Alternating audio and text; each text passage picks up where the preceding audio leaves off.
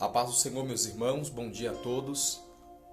Hoje o meu estudo devocional está baseado aqui na carta do apóstolo Paulo aos irmãos colossenses.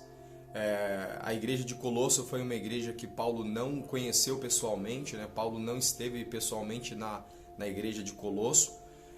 Acredita-se que essa igreja tenha sido fundada por Epáfras, né? Um convertido aí de um provável trabalho que o apóstolo Paulo fez na igreja de Éfeso ali durante 3 anos. E assim como nas demais cartas do apóstolo Paulo, aqui nessa carta ele faz um apelo para que os irmãos se mantenham firmes, para que eles não caiam da graça, para que eles continuem firmes na sua fé e não volte às antigas práticas do passado. Eu quero destacar o capítulo 2, versos 6 e 7, que diz assim: Como, pois, recebeste o Senhor Jesus Cristo, assim também andai nele, arraigados e edificados nele e confirmados na fé, assim como fostes ensinado, crescendo em ações de graças.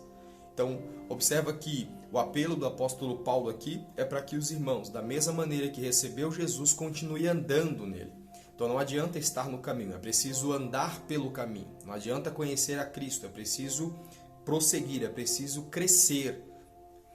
E o apóstolo Paulo diz que isso nós devemos estar então arraigados, ou seja, presos pela raiz, e edificados, construídos sobre Cristo. Então eu entendo, amados, que a nossa vida espiritual, ela precisa crescer, ela precisa avançar, ela precisa progredir. Nós precisamos alcançar maturidade, como eu falei em um vídeo, num devocional passado. E como é que nós fazemos isso, irmãos? Como é que nós crescemos então nessa graça? Como é que nós crescemos então? Como que nós criamos raiz? A resposta ela está aqui no capítulo de número 3, no verso de número 1 e 2, que diz assim: Portanto, se já ressuscitastes com Cristo, buscai as coisas que são de cima, onde Cristo está assentado à destra de Deus. Pensai nas coisas que são de cima e não nas que são da terra. Então, olha só, esse é o segredo, esta é a ordem que o apóstolo Paulo nos dá, o ensino que ele nos dá. Da mesma maneira que nós já estamos ressuscitados com Cristo, nós devemos então buscar as coisas que são de cima e não as coisas que são da terra. Isso não significa, queridos, que você não pode ter planos, que você não deve almejar um sucesso, um futuro, uma vida boa aqui nessa terra. Não é isso que ele está dizendo. Ele está dizendo que nós devemos dar importância para a nossa vida espiritual. Que assim como a nossa vida está escondida em Cristo, né, nós devemos buscar as coisas celestiais. Nós não devemos ficar preso e distraído com as coisas da terra e esquecer das coisas celestiais.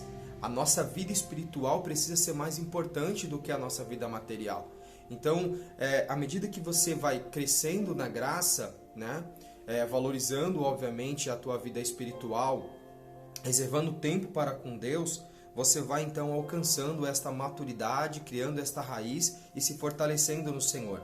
Então, quando ele diz que nós devemos pensar nas coisas que são de cima e não nas coisas que são da terra, ele está dizendo para a gente que os nossos julgamentos, as nossas ações, elas precisam ser norteadas agora por uma visão celestial. Nós devemos olhar por um prisma espiritual, um prisma cristocêntrico, né? Cristo precisa estar agora nas nossas ações, nas nossas atitudes, e assim nós devemos refletir o caráter de Deus nas nossas ações.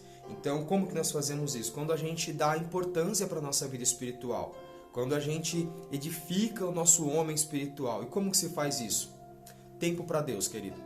Não tem outra forma, você precisa dedicar tempo para Deus.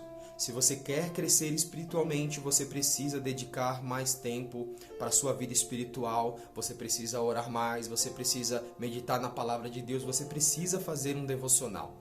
Não tem segredo, não tem mistérios, né? Na verdade, você vai crescendo à medida que você dedica mais tempo para o Senhor.